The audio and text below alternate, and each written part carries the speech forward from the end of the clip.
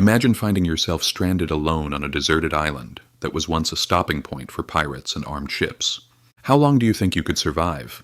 But the real question is this: not whether you could stay alive. How long could you keep your sanity? And even if you were rescued years later, would you ever want to return to that island? The story I'm about to tell is exactly about that. Most of us have heard the name Robinson Crusoe at some point. Some of us have read the book, some have watched a film adaptation, and some simply recognize the name. But what if I told you that the man who inspired the character of Robinson Crusoe was a real person, and that his true story was even more fascinating than the events portrayed in the novel? By the end of this video, you'll understand the differences between the real story and the famous book. If anything comes to mind while watching, don't forget to share it in the comments. And if you enjoy the video, leaving a like would be a huge support for the channel. So let's begin.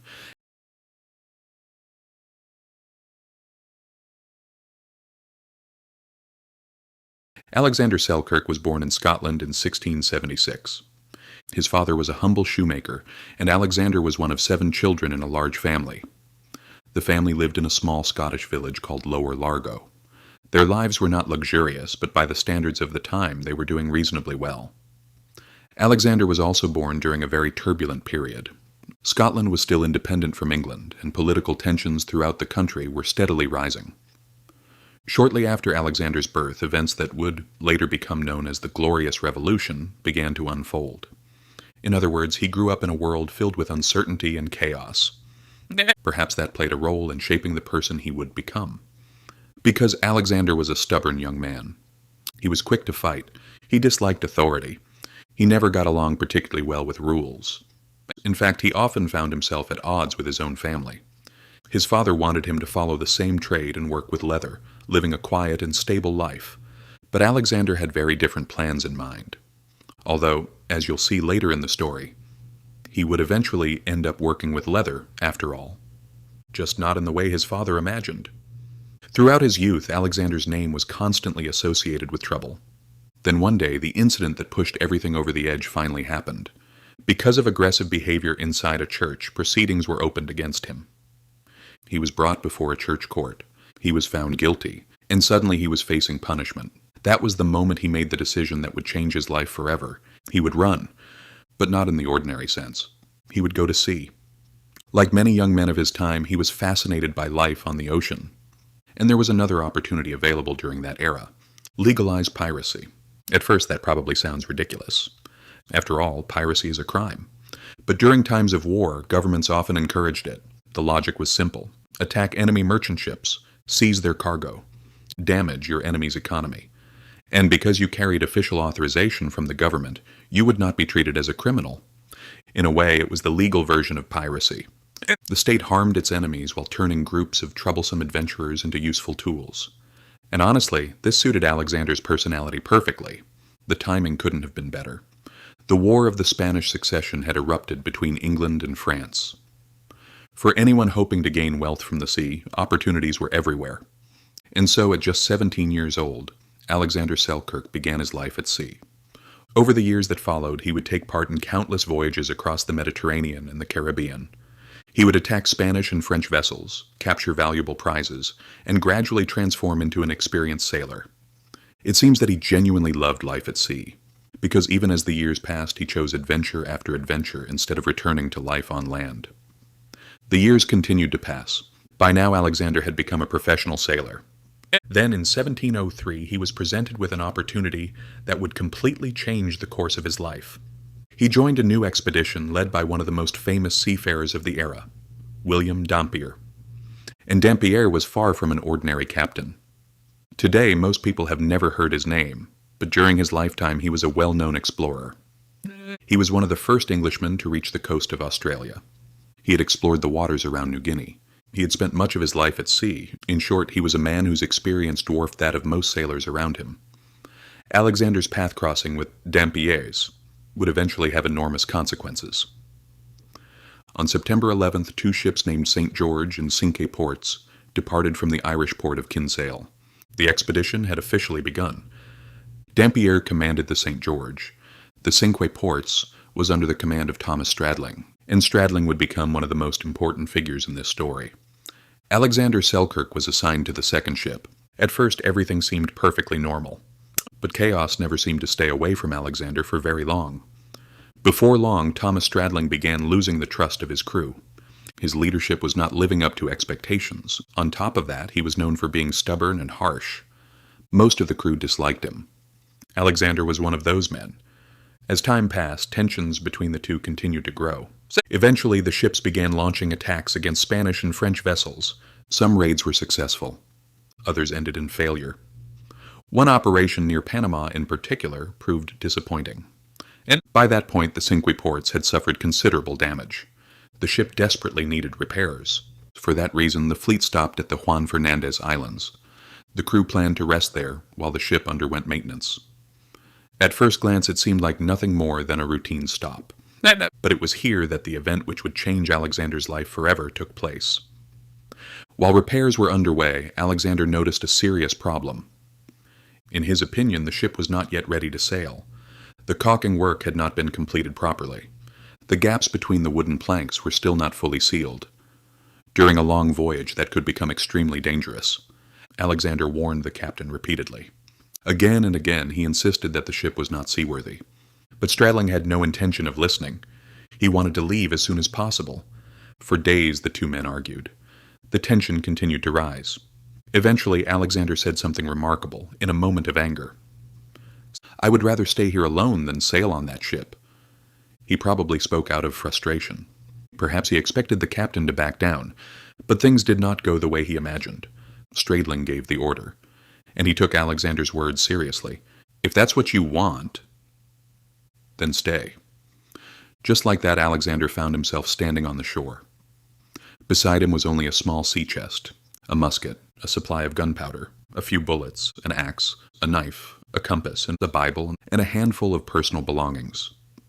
That was all he had. Slowly, the men aboard the ship disappeared into the distance. Alexander shouted after them. He begged them to come back, but it was already too late. The sails grew smaller and smaller on the horizon, and a few hours later they vanished completely. Now he was truly alone. In front of him stretched the endless Pacific Ocean. Behind him stood an island unlike anything he had ever known.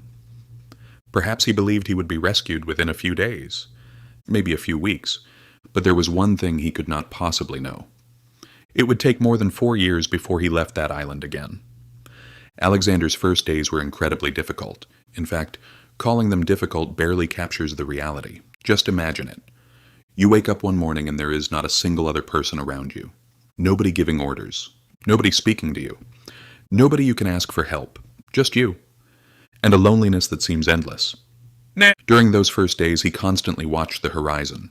Maybe the ship would come back. Maybe the captain would change his mind.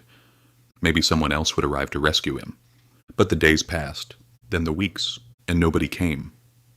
Slowly, Alexander began accepting reality. If he was going to survive, he would have to do it alone. Fortunately, he had not been left completely empty-handed. He still had his musket, his gunpowder, his tools, and most importantly, his experience. After all, Alexander had spent much of his life at sea. Harsh conditions were nothing new to him. The first thing he needed was shelter. He began exploring different parts of the island. Eventually, he chose a safe location. He gathered branches, cut long grasses, carried pieces of wood, and before long he had built a simple hut for himself. At first it was extremely primitive, but over time he improved it. Eventually, it was sturdy enough to protect him from rain and provide a relatively comfortable place to sleep. Water turned out to be less of a problem than he had feared. The island had fresh water sources. That alone was a tremendous blessing. Without water, survival would have been nearly impossible. Food was another challenge, but one that Alexander gradually learned to overcome. The island was home to large numbers of wild goats.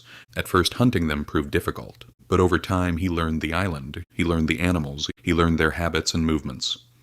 Eventually he knew exactly where to find them. Goat meat became one of the most important parts of his diet. And he didn't just use the animals for food, he also used their skins. Because the tropical climate and constant wear had quickly destroyed the clothes he arrived with. He needed new ones, and strangely enough, this was where his father's old trade became useful. Alexander had never wanted to become a shoemaker, but now he found himself working with leather anyway. By tanning and sewing goatskins, he managed to make clothing for himself. In a way, fate seemed to be playing a joke on him. He had spent years trying to escape the life his father imagined. Yet now, in order to survive, he was doing exactly the kind of work he once rejected. One of Alexander's biggest problems came from something much smaller. Rats. It sounds almost funny. But it was a serious issue. The rats would appear at night. They stole food, they damaged supplies, and they constantly disturbed him. For a long time, he struggled to deal with them. Then he came up with an ingenious solution. The island was home to wildcats. Alexander began feeding them. Slowly, he gained their trust. Over time, the cats became his companions. Not only did they keep the rats away, but they also helped ease the crushing loneliness. Think about it. Months passed, then years, without seeing another human face. Eventually, even the company of a cat becomes meaningful. Those animals may have played a larger role in preserving his sanity than we realize, but there was something else that became even more important: the Bible. Among the few possessions left with him was a copy of the Bible. At first he only read it occasionally, but as the loneliness deepened, he found himself turning to it more and more. Eventually, it became the center of his daily life. He spent hours reading, thinking, praying, reflecting on his past, questioning the decisions he had made. Many historians believe this habit played a crucial role in protecting his mental health. Because when there is nobody else to talk to, your own thoughts can become your greatest enemy. Alexander understood that, so he constantly tried to keep his mind occupied. As time passed, life on the island became routine. He woke up, collected water, hunted for food, maintained his shelter, prepared meals, and repeated the process day after day. At first, such repetition might have seemed unbearable, but eventually, routine became his salvation. Because without routine, people lose their sense of time, and Alexander slowly began experiencing exactly that. Days became difficult to track. Weeks blended together. Months slipped by. And still nobody came for him. Yet there was one thing he didn't know. The decision he had made years earlier had actually saved his life. Because terrible things were happening to the ship he refused to board. While Alexander adapted to life on the island, he had unknowingly been right all along. But it would be years before he learned the truth. Remember the argument with Captain Stradling? Alexander had insisted that the Cinque Ports was not ready for sea. The captain ignored him. Their paths separated. But what happened afterward? Exactly what Alexander feared. The ship's condition continued to deteriorate. Before long, serious problems began to appear. Eventually, the Cinque Ports sank, and it sank under tragic circumstances. Many members of the crew lost their lives. Those who survived did not fare much better. Several were captured by the Spanish. Among them was Captain Stradling himself. The very man who had abandoned Alexander on the island now found himself in chains, accused of piracy, thrown into prison. Just think about that. Had Alexander boarded the ship that day, he likely would have died, or ended up as a prisoner. Perhaps his stubbornness had saved his life. Of course, he knew none of this at the time. He was still alone on the island, and each day was beginning to look exactly like the one before it. The first months passed, then a year, then 2. And before he realized it, the years themselves began slipping away. Eventually, Alexander's greatest challenge was no longer hunger. It wasn't thirst either. It was loneliness. Because when there is nobody around you, time starts to feel different. There's nobody to talk to, nobody to exchange ideas with, nobody to laugh with, nobody to argue with. After a while, a person can begin to feel like a stranger even to their own voice, and that was exactly what started happening to Alexander. Years of isolation slowly weakened his ability to speak. Sometimes he would talk to himself, but it was never the same as a real conversation. Despite everything, he survived. In fact, he was doing far better than most people would have expected. By now, he knew almost every corner of the island. He knew where the animals could be found. He knew which plants grew during different seasons. He knew where to find fresh water. In many ways, the island had become his entire world. And here's the strange part. In the beginning, he constantly dreamed of being rescued. But as the years passed, that hope slowly faded. Human beings have an incredible ability to adapt, even to the strangest circumstances imaginable. And little by little, Alexander became part of the island itself. Yet he had not been completely forgotten. From time to time, ships appeared on the horizon. Whenever that happened, excitement surged through him. He would rush to the highest points he could reach. He would light signal fires, or wave for attention, do anything he could to be seen. Most of the time, however, nothing happened. Some ships never noticed him, others passed too far away. Every failed attempt brought another wave of disappointment. Then one day he spotted a ship. Not long after, another one appeared. This time hope returned. Maybe this was finally it. Maybe his years of isolation were about to end. But things did not unfold the way he expected, because the ships approaching the island were Spanish. For Alexander, that was very bad news. At the time, English privateers and Spanish forces were bitter enemies. If he was captured, he could easily be treated as a pirate. Instead of calling for help, he chose to hide. But according to later accounts, the Spanish spotted him, and they opened fire. Alexander immediately fled into the interior of the island. Fortunately, after years of living there, he knew the terrain better than anyone. He knew where to hide. He knew where to run. And because of that, he managed to escape. But once again, he found himself alone. Perhaps that experience taught him something important. Not every ship represented salvation. Some ships brought danger. Some brought death. Even so, he never completely abandoned hope, because one day the right ship really would arrive. And when it did, it would change everything. What Alexander didn't know was that the moment was much closer than he imagined. A few years later, a ship would appear on the horizon, a ship carrying a man he knew very well, William Dampier. By then, more than 4 years had passed. Just thinking about it is difficult. 4 years without speaking to another human being. Most people would struggle after only a few days, yet somehow Alexander had endured, and he had done far more than simply survive. He had adapted completely. He knew how to hunt, how to build shelter, how to make clothing, how to find water. He had created an entire life for himself in the wilderness. Still, deep down, he never stopped wanting to be rescued, and finally, the day arrived. One morning, ships appeared on the horizon once again.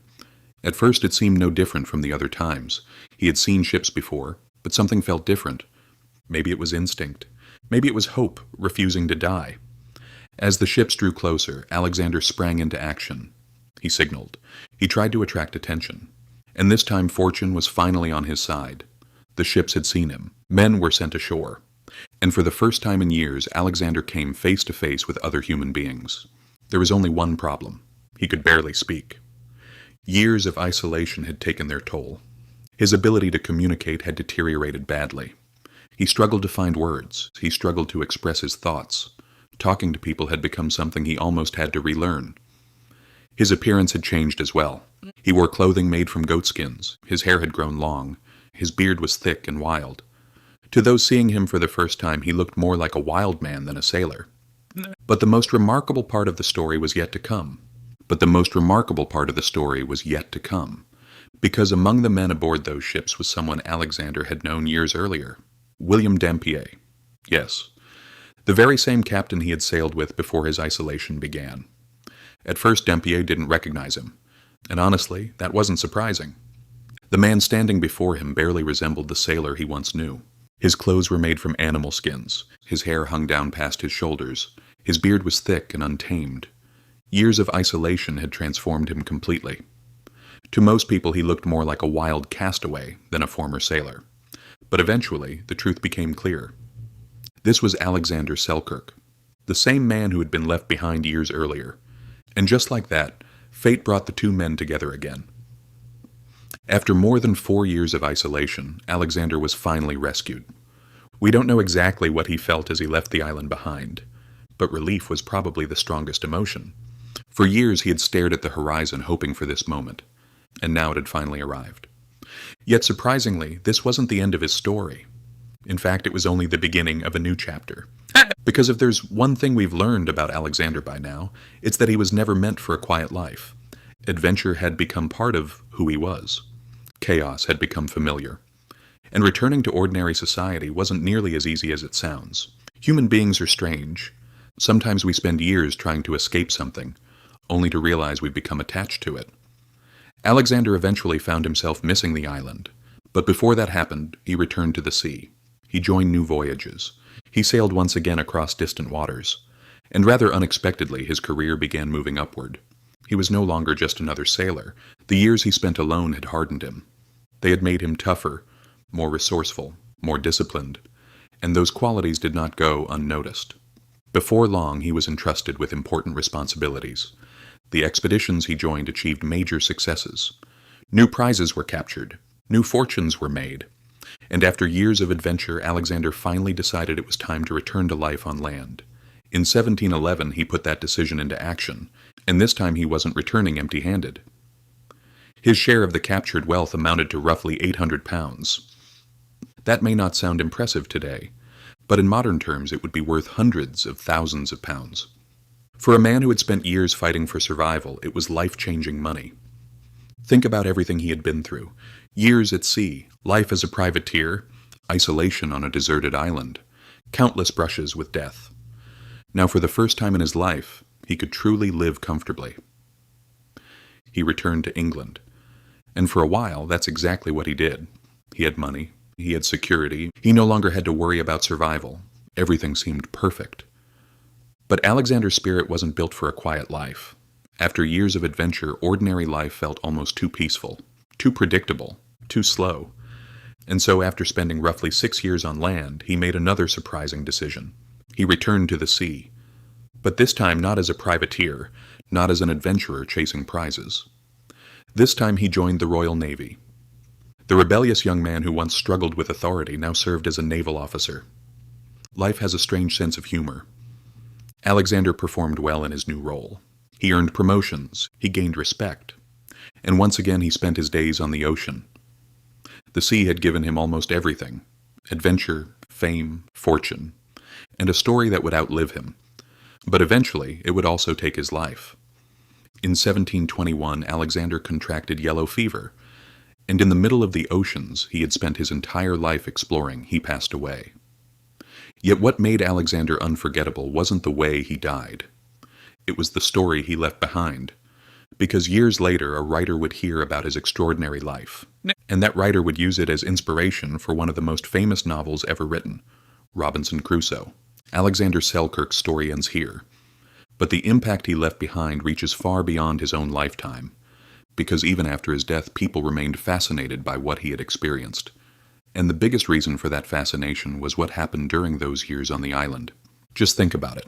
A man survives completely alone for more than 4 years. He makes his own clothes, finds his own food, builds his own shelter, and accomplishes all of that without any of the conveniences we take for granted today. Even now it sounds almost unbelievable. Back then it sounded like something straight out of a legend. Before long, stories about Alexander began spreading across Europe. His story appeared in newspapers. It was discussed in books. Sailors shared it from port to port. And eventually, it caught the attention of a very important writer, Daniel Defoe, the man who would go on to write Robinson Crusoe. Of course, there were many differences between Defoe's novel and Alexander's real life. The book wasn't a direct retelling of actual events. Many details were changed, entire sections were fictionalized, new characters were introduced, but the central idea remained the same: a man struggling to survive alone on a deserted island, and that idea came directly from the life of Alexander Selkirk. Perhaps that's why his story continues to be remembered today, because behind one of the most famous novels ever written lies a very real human being. But honestly, I don't think that's the most fascinating part of this story. For me, something else stands out. Alexander spent years dreaming about rescue. Every day he looked toward the horizon. Every day he hoped a ship would appear. And eventually, one did. He got exactly what he wanted. He escaped. He returned to civilization. He rebuilt his life. Yet according to people who knew him later in life, Alexander sometimes said something surprising. He admitted that he missed the island. Yes, you heard that correctly. The same island where he had been stranded. The same island where he spent years alone. The same island where survival was a daily struggle. He missed it. At first that sounds impossible to understand, but the more you think about it, the more sense it makes. Because human beings have an incredible ability to adapt. Sometimes we even become attached to the hardest periods of our lives. Those experiences become part of who we are. Maybe that was true for Alexander as well. Maybe the island wasn't just a prison. Maybe it was also the purest form of freedom he had ever known. There were no orders, no arguments, no wars, no politics, no expectations. Just himself and the natural world around him. Who knows? Perhaps the most peaceful years of his life were spent there. Today, millions of people recognize the name Robinson Crusoe, but far fewer know the name Alexander Selkirk, the real man behind the legend. And that's why I believe his story deserves to be remembered, because sometimes the stories written by real life are even more extraordinary than fiction. So what do you think?